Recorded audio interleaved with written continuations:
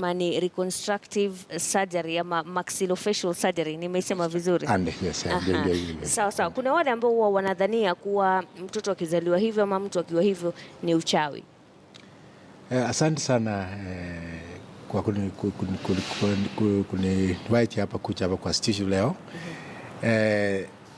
Kitu ya kwanza nataka kusema kuwa na mtoto mlemavu uko na cleft lip or cleft palate si curse, si kwa ni uchawi, lakini unajua sisi binadamu saa ingine kama hatuna kitu ya kueleza namna ya kitu kufanyika, tunajaribu kuchukua kitu yoyote kublame kila mtu ule anayo, na tena kama mama.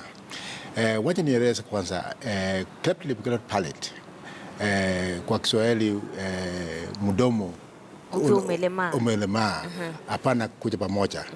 Unajua wakati mama anakuwa mzito ile wiki ya kwanza, kuna sehemu mbili ya left na right ndio inakuja pamoja, inashikana, na upande wa lip na upande wa palate ina grow separately. Ndio unapata mtoto pengine uko na cleft lip peke yake au cleft lip na cleft palate, how yuko na cleft palate alone, hakuna cleft lip. Ukisema cleft palate unamaanisha nini? Maana cleft lip tunafahamu ni wakati ambapo unaona mdomo kama umekatika. Cleft palate ni ya ndani ya mdomo. Kama kuna gap, kuna hapo katikati mdomo ukiangalia unaona mapua. Hata kama mtu anakula inatokea hapo juu, ndio cleft palate. Kitu inapofanya kama tunasema ile kitu inafanya cleft ifanyike ni tofauti sana. Nimesikia kama mlikomwambiwa bwana ya chini, hiyo si ya muhimu sana kabisa, lakini si kusema ni percent kidogo sana ya wale wako na kama iko family mbeleni grandchildren, there was a history of cleft lip cleft palate, then inaweza kurithiwa. Inaweza kurithiwa. Lakini kitu ya muhimu sana, kuna vitu mama kama iko kwa mzito anakuja karibu naye, environmental things kwa Kiswahili, environmental ya mazingira. Na tena kuna mambo ya kama chakula, na tena mambo ya drugs, na nitaenda hiyo nikuambie mambo ya environment. Unajua wakati wiki moja mpaka wiki 6 uso imetengenezwa ya mtoto wakati huko ndani ya tumbo ya mama yake.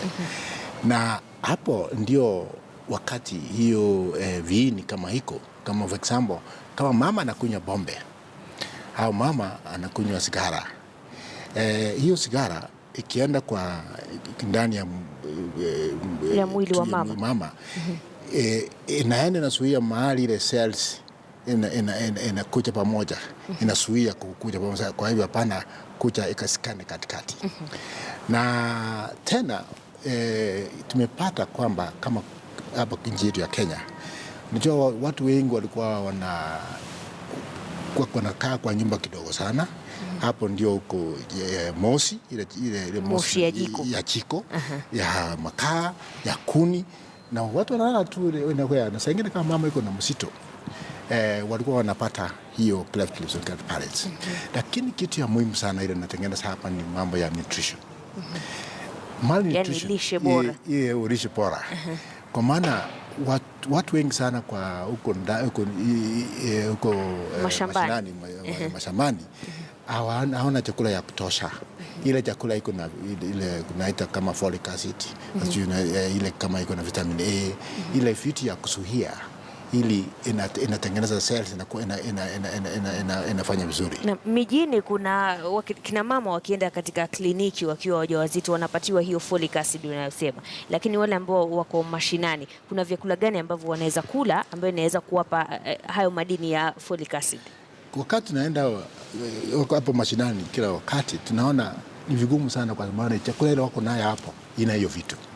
Pengine ile kitu kitafanyika ni kutoa prevention. Unasema ile chakula yote naenda huko chini wapewe kama mama. Na unajua si kila mama kama uko na msito. Kama unaenda kuwa msito, unaanza karibu 2 months in advance. Kwa hivyo unajipanga, unaanza kula kile chakula ambacho kinastahili ili kumsaidia mtoto akue vizuri. Na ubaya ni watu wengi wako wanapata hiyo cleft lip pale, kama tunapata ni watu wako watoto wadogo kama miaka 16, 17, 18 mpaka 20. Yani wale wanawake ambao wanapata mimba wakiwa bado wadogo. Na unajua saa nyingine hawaelewe wako na mimba.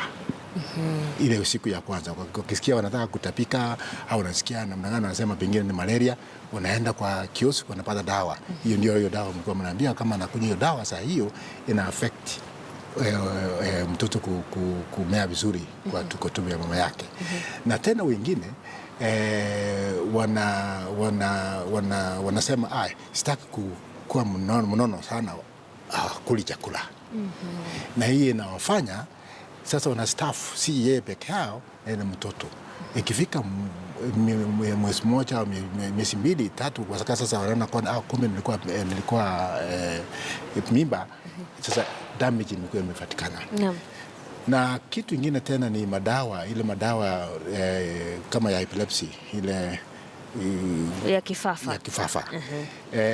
Kuna dawa zingine kama wanakunywa madawa hiyo sasa inatengeneza. Na unajua saa nyingine kama wagonjwa wanaenda kwa hospitali, mama wanaenda kwa hospitali na wanasema wanasikia kichwa namna gani. Saa nyingine daktari hapana check waone ni kama ni pregnancy. So wanapatia hiyo madawa yoyote ile pain killers for example, au hiyo steroids na hiyo ina affect you. Na wakati mtoto ameshazaliwa na akapatikana kuwa ako na hiyo cleft lip, anaweza kusaidika kwa njia gani? Kitu kizuri, watoto wote wanapozaliwa na cleft palate wanaweza pata utibabu, tunaita surgical repair.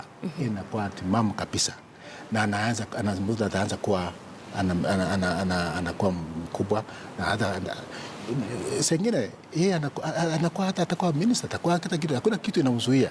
Kwa maana ubaya ni ile watu mnajua wanaangalia sura na wanaona mtoto yuko na hiyo sura, na kwa huyo mtoto hapana zungumza vizuri kama yuko na hiyo cleft palate, hapana kula vizuri, na sengine anakuwa na infections kila wakati ya masikio, ya mdomo, ya eyes, inawasumbua sana. Hiyo ndio kitu inafanya hao watu wanasema ni mbaya. Lakini kusaidiwa, tunafanya operations kwanza kama ni cleft lip. Kama ni kwa hospitali ile nzuri tunaweza fanya hata kama mtoto yuko mwezi mmoja. Lakini vizuri sana tunaanza mwezi wa 3 tunafanya hiyo operation vizuri sana. Cleft palate tunafanya kama iko 6 months to 9 months kabla mtoto kuanza kuzungumza, kwa maana tunataka kutengeneza ndani vizuri sana, inakuwa vizuri. Kuna mmoja hapa anasema, Mashirima, mimi nina miaka 41, nilizaliwa na cleft palate na imefanya siwezi tamka neno kisawasawa. Kuna wakati nilienda kwa madaktari wa Operation Smile na wakajaribu kuniwekelea chombo kingine kwa mdomo ili kufanya niongee vizuri, lakini hicho chombo kikawa very uncomfortable. Tafadhali muulize daktari kama mtu kama mimi anaweza kuongea kama wengine. Anaweza kuongea. Ni kitu ya kwanza ni kupata kuweka hilo vyombo tunaweka mdomo. Unajua hiyo kama si unajua kuzungumza, lazima tissues yako iko ndani, ulimi, kila kitu ina move vizuri. Na kitu ya muhimu ni hii, tunaweza saidia yeye, tunaweza fanya operation, na operation tunafanya hata kama wewe ni mtoto au ni mtu mkubwa. Sasa tulifanya operation, nakumbuka wakati mwingine tulifanya mgonjwa mwingine huko Bomet, alikuwa miaka 65 na alikuwa hapana ongea. Wakati tulipotengeneza yeye miezi 3 ikafika, akarudi akasema mmenisaidia sana, kwa maana sasa nilikuwa naenda kuzungumza mimi peke yangu, kuuza shamba yangu nilikuwa na mimi ndio nazungumza, hata kwenda kuchukua ng'ombe kwa mtoto yake yule alikuwa amekuwa. Hiyo tunaweza fanya. Yes, unajua wengine sangine kama kuna watu kama wazungu wanakuja kutoka ngambo, hapana wako used sana kufanya hii cleft palate. Na kwa hivyo wanasema kwa hiyo tufanye tutengeneze hiyo kifaa ya kuweka ndani ya mdomo. Kwa hivyo hakuna umri ambao mtu anaweza kusema umeenda sana. Hapana. Na kama kuna watu wale wametengenezwa lakini hawakutengenezwa sawa, tunarekebisha vizuri kabisa. Na alafu kitu ya muhimu ni kumfanya yule mtoto au mtu mkubwa aonekane sawa. Kuna mmoja hapa anasema, mimi ni Maxwell wa Moding, nauliza mtoto akizaliwa na shida hiyo mnapatikana wapi? Tunaweza patia hiyo namba mahali anaweza tutumia. Hiyo namba ni 0719 555 665. Kama unaweza kurudia nambari hiyo ili Maxwell na wengine ambao wanatazama waweze kupata. 0719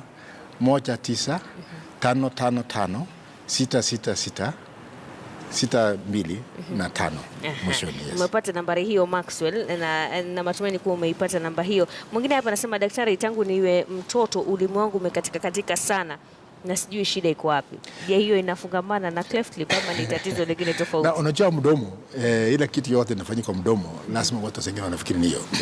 Na kuna kitu inaitwa infection ya ulimi. Ile na affect ile upande ya juu kama skin. Alafu inakuwa kama virus, kama mpone na milima ndani iko yake. Kitu kizuri, yeye anatakiwa kwenda aonekane na either oral surgeon au maxillofacial surgeon. Atasaidiwa waone nini hiyo yote namna gani. Kuna treatment inaweza fanyiwa na inatoa chafu yote na itakuwa vizuri.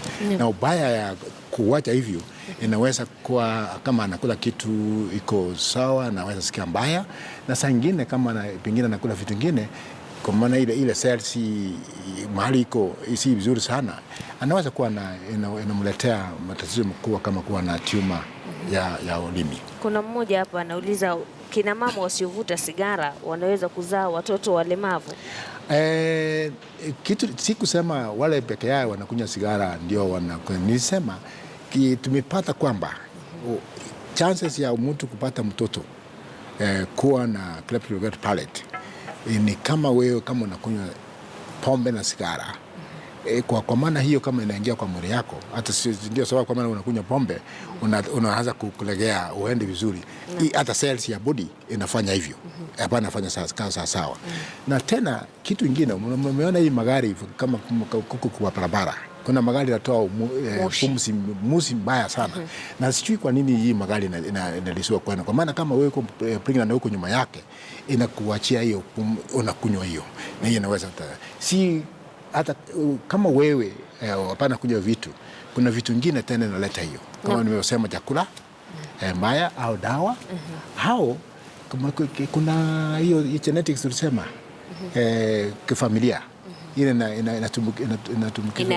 inarithiwa na mtoto. Naam. Wakati ambapo mnafanya huu upasuaji, mtoto ama mtu mzima anachukua muda gani kupona kabisa? Siku hizi kama tunafanya operation, kwanza anywhere good, yani kama kina kidonde ile tumekata vizuri, tumeweka kila kitu, inaweza chukua siku 7 mpaka 10 inakuwa vizuri hivi. Lakini kuwa na nguvu ya kutosha kama mwilini inachukua katikati ya mwezi 1 na miezi 3.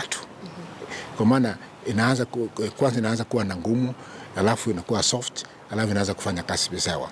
So si kitu mbaya.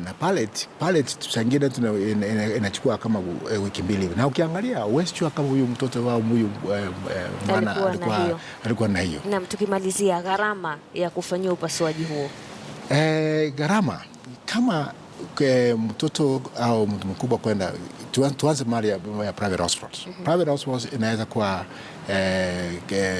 kama 1200 kufanyia upasuaji. Hizo ni pesa nyingi sana. Wakenya wa kawaida kweli wanaweza hawezi, hiyo nitakuja mpaka hapo.